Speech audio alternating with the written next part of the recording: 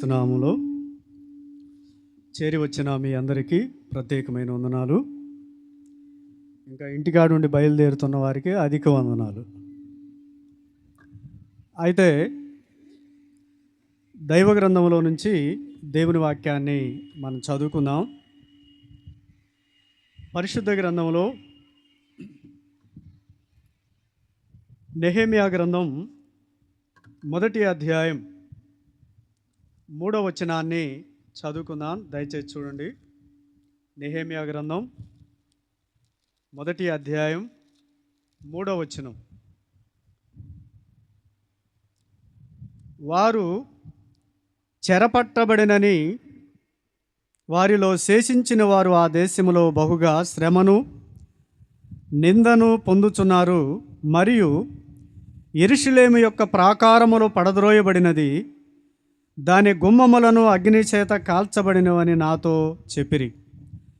ఈ మాటలు వినినప్పుడు నేను కూర్చుండి ఏడ్చి కొన్ని దినములు దుఃఖముతో ఉపవాసముండి ఆకాశమందలి దేవుని ఎదుట విజ్ఞాపన చేసి తిని. ప్రార్థన చేసుకుందాం. పరిశుద్ధుడు అయిన మా ప్రియ పరలోకపు తండ్రి, మీకు వందనాలు. పాటల ద్వారా మహిమ పొందారు, వాక్యం ద్వారా మహిమ పొందండి.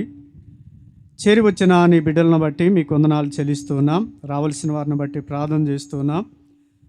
కొంత సమయం మీ పక్షం నిలబడి ఉండగా మీ ఆత్మ సహాయం చేయండి. మా అందరికీ ఆత్మల క్షేమము కొరకు, నశించే ఆత్మల కొరకు, మీ రాకడ కొరకు సిద్ధపడటానికి మీ సహాయమును అనుగ్రహించమని మా ప్రభువును, మీ ప్రియకుమారుడు, మా రక్షకుడైన యేసు ప్రభువు నామములో కృతజ్ఞతాస్తుతులు చెల్లించి ప్రార్థన చేయుచున్నాము తండ్రి. ఆమేన్. దైవ గ్రంథంలో దేవుని వాక్యాన్ని మనం ఒకసారి ఆలోచన చేసినట్లయితే చదవబడిన భాగాన్ని, నెహెమ్యా షుషాను కోటలో ఉన్నాడు, ఉద్యోగస్తుడిగా ఉన్నాడు. అయితే యెరూషలేము పట్టబడి ప్రాకారములు పడద్రోయబడి అగ్ని చేత కాల్చబడి ఆ సంగతి కొందరు వచ్చి నెహెమ్యాకు తెలియచేయగా నెహెమ్యా కూర్చుండి ఏడ్చి ఏం చేశాడంట? ఆ మాట తెలియగానే, మనకి ఏదన్నా ఒక వార్త తెలియగానే ఏం చేస్తాం? మనలో శక్తి అంతా వెళ్ళిపోయినట్లుగా ఉంటాం. అలాగనే తను కూడా తన్ను తాను తగ్గించుకొని ఆ యెరూషలేము యొక్క దేవుడు కూడా చెప్పాడు, యెరూషలేముని ఎవరు ప్రేమిస్తారో వారు ఏం చేస్తారంట? వర్ధిల్లుతారు అని చెప్పాడు. నాడు యెరూషలేము, నేడు దేవుని సంఘం. సంఘం కోసం ఎవరైతే కష్టపడతారో, ప్రయాసపడతారో, ఎఫెసీ సంఘంతో ప్రకటన గ్రంథంలో అన్నాడు, నా నామము నిమిత్తం నువ్వు అలవలేదనియు ఏం చేయలేదంట? దేవుని నామము కొరకు, ఆయన సంఘ స్థాపన కొరకు, ఆయన పరిచర్య కొరకు నీవు అలవల, నువ్వు కష్టపడల, నువ్వు నడవల, నువ్వు మోకరించల, నువ్వు దేవుని కొరకు ప్రయాసపడల, నీ ధనాన్ని ఖర్చు చేయల. ఎక్కువ వద్దు. దేవుని కొరకు ఏం చేయలేదు? ఖర్చు చేయలేదు. అందుకని నీకు మొదటుండిన ప్రేమ లేదు. నిజమే.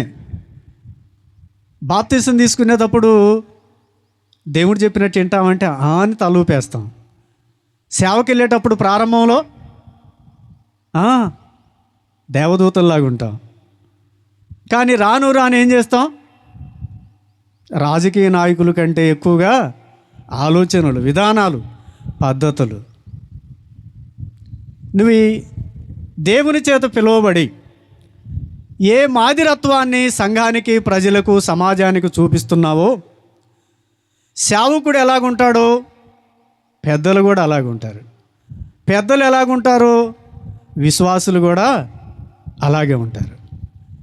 కాబట్టి నెహెమ్యా, నాకెందుకులే, నేను ఉద్యోగం చేసుకుంటున్నాను, నా కుటుంబం ప్రశాంతంగా ఉంది, అక్కడెక్కడో ప్రాకారాలు పడద్రోయబడి గుమ్మములు కాల్చబడితే నాకేంటి అనుకోవాలా? ఆ వార్త శేషించిన వారు శ్రమపడుతున్నారు, దుఃఖపడుతున్నారు, ఇబ్బంది పడుతున్నారు అని తెలిసి ఇంకా దానికంటే ఆ యొక్క ప్రాకారాలు పడద్రోయబడి దాని గుమ్మములు ఏం చేయబడ్డాయి అంట, అగ్ని చేత కాల్చబడ్డాయి. అప్పుడు కూర్చుండి కొన్ని దినాల వరకు ఉపవాసం ఉండి ఏం చేశాడంట, ప్రార్థన చేశాడు. బైబిల్లో చదివితే హిస్టరీ చూస్తే 3 నెలలు ఉపవాసం ఉండి ఏం చేశాడంట, ప్రార్థన చేశాడు. ఎన్ని నెలలు? 3 నెలలు. కనీసం మనకు 3 నిమిషాలు ఉన్నాయా? ఎప్పుడైనా మనకి కళ్ళెమ్మటి నీళ్ళు వచ్చినాయా? పశ్చాత్తాపం ఉందా? పోనీ కళ్ళల్లో ఏమన్నా నీళ్లు చెమ్మగిలినాయా? దేవుడు ఏమన్నాడు? నీ కన్నీటిని నేను బుడ్డిలో దాసి ఉంచాను. మొదటి 2వ రాజుల గ్రంథం 20వ అధ్యాయం 5వ వచనంలో, హిజ్కియా నీవు కన్నీళ్లు విడుచుట నేను చూశాను. ఎవరు చూశారు? దేవుడు. ప్రజలు చూడాల్సిన పనిలే, ఎవరి కోసం ఏడవలసిన పనిలే, ఎవరో చూడాలని ఎదురు చూడవలసిన పని లేదు. రాజులను నమ్ముకొనుట కంటే, మనుషులను నమ్ముకొనుట కంటే యెహోవాను ఆశ్రయించుట ఏంటి? మేలు, ఉపకారం, క్షేమం. ఆ క్షేమం కోసం మన ప్రభు అయిన యేసు పరలోకం నుండి భూలోకానికి వచ్చాడు. కల్వరి శిలువలో ఆయన బలి అయ్యాడు. ఆ సంగతిని అసలు ఇక్కడ ఒక విషయాన్ని నేను గుర్తు చేయాలని ఇష్టపడుతున్నా. ప్రాకారములకు ఆ గుమ్మములు పాడైపోవటానికి, దానికి నెహెమ్యాకు ఏడవడానికి, ఉపవాసం ఉండటానికి సంబంధం ఏంటి అని చూస్తే 25వ అధ్యాయం, సామెతల గ్రంథం 25వ అధ్యాయం 28వ వచనం, 25, 28, 25వ అధ్యాయము. ప్రాకారము లేక పాడైన పురము ఎంతో, తన మనసును అణుచుకోలేని వాడును అంతే. అర్థమైందా మీకు? ప్రాకారం దేనికి ఉండాలి? ఎరుకో ప్రాకారము ఎంత ఎత్తుంది? మనిషి తలగొడ్డ జుట్టి ఇలాగ చూస్తే కింద పడిపోయే అంత ఎత్తుంది. ఎందుకు? ఆ పట్టణానికి ప్రాకారం, శత్రువులు వారి మీదకి రాకుండా. అలాగనే మన సంఘానికి, మన కుటుంబానికి, మనకు కూడా ఏముండాలి? ప్రాకారం ఉండాలి. ఈ ప్రాకారము లేకపోయినా ఆ పురం ఏమైందంట, పాడైపోయింది. తన మనసును అణుచుకోలేనివాడు అంతే. ఏమణుచుకోవాలంట? తన మనసును అణుచుకోవాలి, అదుపులో పెట్టుకోవాలి, నెమ్మళించుకోవాలి. దావీదు అంటాడు, నా మనసును నేనేం చేస్తున్నాను? నెమ్మళపరుచుకుంటున్నాను. ఏం చేస్తున్నాడు? అలజడు ఉంది, కంగారు ఉంది, వినటల్లా. ఏం చేస్తున్నాడు? నెమ్మళపరుచుకుంటున్నాడంట. కనుక అది అవసరం, నిమ్మళపరుచుకోవాలి. అది దేవుడు తన గ్రంథములో. ప్రాకారము లేకపోతే వ్యక్తి అయినా, పురమైనా, పట్టణమైనా, దేశమైనా ఏమవుతుంది? అందుకని ఇర్మియాలో అన్నాడు, దేశమా దేశమా నా మాట విను. ఎవరి మాట వినాలంట? దేవుని మాట. అది దేశమైనా, వ్యక్తి అయినా, సంఘమైనా, సమాజమైన, గ్రామమైన, ఏ వ్యక్తి అయినా ఎవరి మాట వినాలి? దేవుని మాట. ఎద్దు తన కామందును ఎరుగును, గాడిద తన సొంత వాని దొడ్డి ఎరుగును. నా ప్రజలైన వారికి ఏమి లేదు, తెలివి లేదు. మనకెందుకు తెలివి లేదు? మనుషుల ముంచే తెలివి చాలా ఉంది. దేవుణ్ణి ఎరిగే తెలివి లేదు. వివేకము కలిగి నన్ను వెతుకువారు కలరేమోనని ఆయన కనిపెట్టి చూస్తూ ఉన్నాడు. నన్ను ఎతికేవారు ఉన్నారా అని దేవుడు కనిపెట్టి చూస్తూ ఉన్నాడు. పిల్లలు గమనించండి. అందును బట్టి ప్రతి వాని గుండె ఏమైందంట? బలహీనమైపోయింది. దేవుని మాట వినకపోవుడి చేత పశువులు వింటున్నాయి, పక్షులు వింటున్నాయి, అన్నీ వింటున్నాయి. మనుషుడు దేవుని మాట వింటలేదు. అలాగైతే తన మనసుని ఏం చేయాలంట? స్వాధీనములో ఉంచుకోవాలి. ఇంకొక మాట నేను గుర్తు చేస్తా. పేతురు రాసినటువంటి పత్రిక దయచేసి చూడండి. పేతురు రాసిన పత్రిక, మొదటి పత్రిక, మొదటి అధ్యాయము 13వ వచనం. కాబట్టి మీ మనసు అను నడుమును కట్టుకోండి. ఏం కట్టుకోవాలంట? మీ మనసు అను నడుముని కట్టుకోవాలి. ఎవరు పలకరిస్తే ఏంటి అలాగున్నావంటే మనసు బాగలేదు. ఏం బాగలేదు? మనసులో బాగలేకపోతే సంతోషం ఉండదు, ఆనందం ఉండదు. అందుకని నీ మనసు అను నడుము ఏం చేయాలంట? కట్టుకోవాలి. నడుము బాగలేకపోతే కూర్చోగలుగుతామా? బరువు మోయగలుగుతామా? బైబిల్లో నడువంగిపోయిన స్త్రీ ఉంది, చక్కగా నిలవలేకపోయింది. అందుకని మీ మనసును నడుము ఏం చేయాలంట? కట్టుకోవాలి. జాగ్రత్త. అది ఎవరి కాడుందా నడుము? నా కాడుందా? ఎక్కడన్నా పెట్టి వచ్చారా? ఎవరి దగ్గర ఉంది?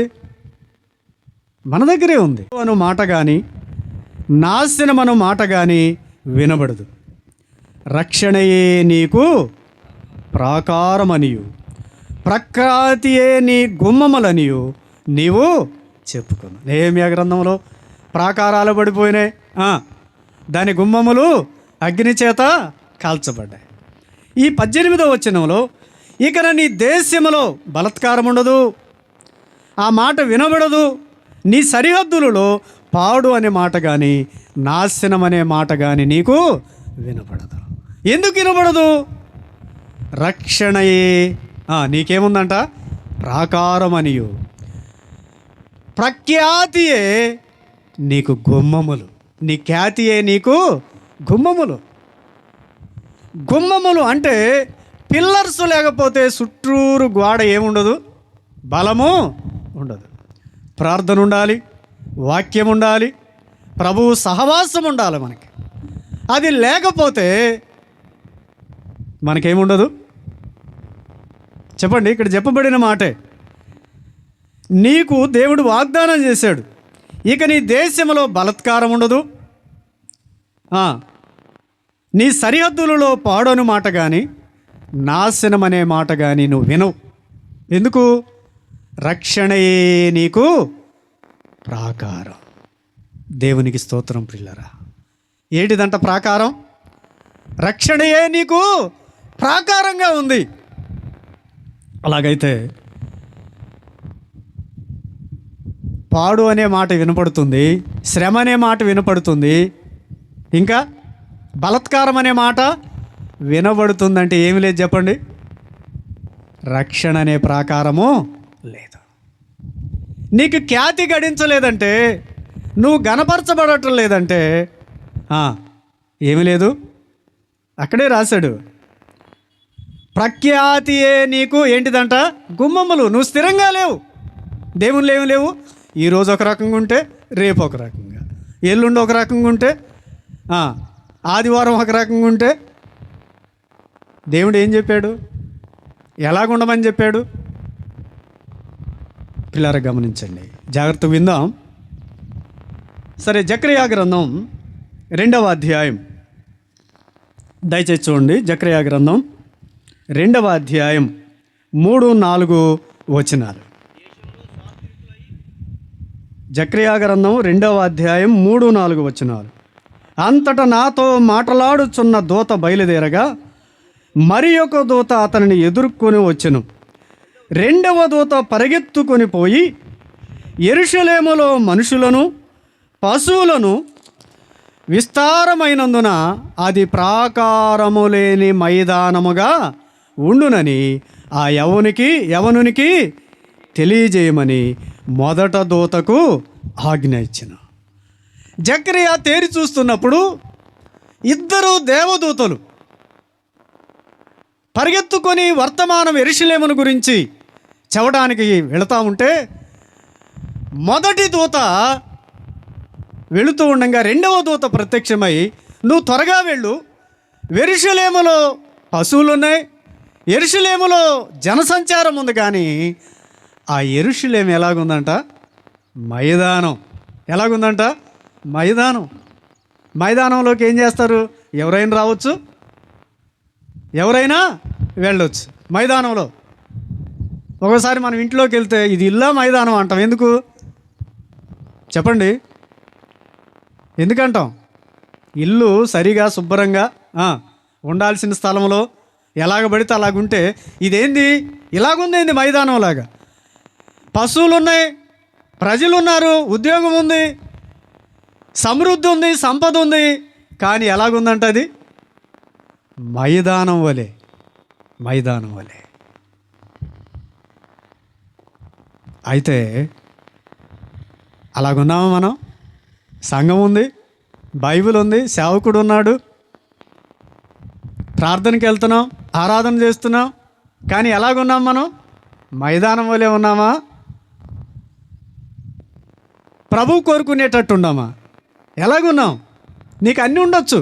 ప్రకటన గ్రంథంలో ఉంది, నాకు ధనం ఉంది, నేను గొప్పవాడిని అని చెప్పుకుంటున్నావు, పేరుకు మాత్రమే జీవిస్తున్నావురా బాబు, నువ్వు మృతుడివే. నువ్వు ఆత్మ సంబంధంగా చచ్చిపోయి ఉన్నావు, ఊరికి పేరుకే నువ్వు జీవిస్తున్నావు. కాబట్టి ప్రభు మనతో మాట్లాడుతుండగా మన జీవితాలను సరి చేసుకోవాల్సిన అవసరం ఉంది. 4వ వచనం చూడండి, జకర్యా గ్రంథం 2వ అధ్యాయం 4వ వచనం. 5 నేను దానికి చుట్టూ అగ్ని అనే ప్రాకారముగా ఉందును. ఎలాగుంటాడంట? జకర్యా గ్రంథం 2వ అధ్యాయం 5వ వచనం. నేను దాని చుట్టూ అగ్ని ప్రాకారముగా ఉందును, నేను దాని మధ్యనే నివాసినై మహిమకు కారణముగా ఉందను. ఆయనేమో నేను మీ మధ్య ఉంటాను, నేను మహిమకు కారణంగా ఉంటాను, అగ్ని ప్రాకారముగా ఉంటా. మీ చుట్టూ ఎలాగుంటానంట? అగ్ని ప్రాకారంగా ఉంటా. మీ మహిమకు నేను కారణంగా ఉంటా. నీ గొప్పతనానికి కారణం, నీ ఐశ్వర్యానికి కారణం, నీ ఉద్యోగానికి కారణం, నీ రక్షణకు కారణం ఎవరు? మన ప్రభు అయిన యేసు. ఆయన అగ్ని ప్రాకారంగా ఉంటాడు. ఒకసారి 2వ రాజుల గ్రంథం 6వ అధ్యాయం 17వ వచనంలో ఎలీషా దైవజనుడు ప్రార్థన చేస్తూ ఉంటాడు. ప్రార్థన చేస్తూ ఉంటే గెహేజీ బయటకు వచ్చి, కొంతమంది ప్రార్థన చేస్తుంటే తిరిగే పనే, కొంతమందికి వాళ్ళు ప్రార్థన చేయరు, వంగరు, తిరగటం, పని చేయటం వాళ్ళకి ఇష్టం. అయితే అలాగే జీవిస్తూ ఉంటే గెహేజీ దైవజనుడా శత్రువులు వచ్చారు మన దేశం మీదకి, చుట్టూ రథాలు ఉన్నాయి, సైన్యం ఉందంటే కంగారు పడలా. దైవజనుడైన ఎలీషా ఏం చేశాడు తెలుసా? ప్రార్థన చేశాడు. ప్రభువా వీడి కన్నులు తెరు. ఏం చేయమన్నాడు? వీడి కళ్ళు తెరు అన్నాడు. అప్పుడు దేవుడు దైవజనుడైన ఎలీషా మాటిని ఏం తెరిచాడంట? కన్నులు తెరిచాడు. అప్పుడు ఎలీషా చుట్టూ గెహేజీ చుట్టూ ఏమున్నాయంట? అగ్ని గుర్రముల చేత, రథముల చేత ఏం చూశాడంట? నిండి ఉండుట. ప్రజలు అంతకుముందు కళ్ళు తెరవనప్పుడు వానికేం తెలియలా. ఎప్పుడైతే ఈయన కళ్ళు అని అన్నాడు, కళ్ళు తెరవమని ఎందుకు చేశాడు? అసలు వీళ్ళ చుట్టూ మనం బైబిల్ చదువుతాం, వింటూ ఉంటాం. యెహోవా యందు భయభక్తులు గల వారు చుట్టూ ఏముంటాయి? దేవదూతలు కావలి. నోరు కదిలించండి అమ్మ కత్త. ఏముంటాయి? దేవదూతలు కావలి ఉండి రక్షిస్తాయి.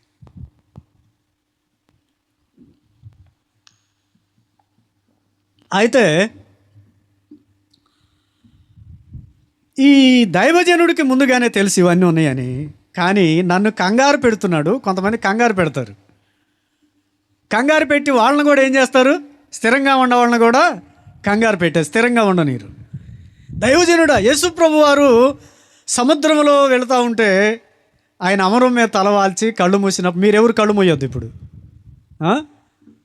అమరమున తలవాల్చి ఉన్నప్పుడు దైవజనుడు ఎలాగని ఇతను అరిచాడో అలాగనే ప్రభువా మేము నశించిపోతున్నాం, ప్రభువా మేము నశించిపోతున్నామంటే ఏం చేశారు?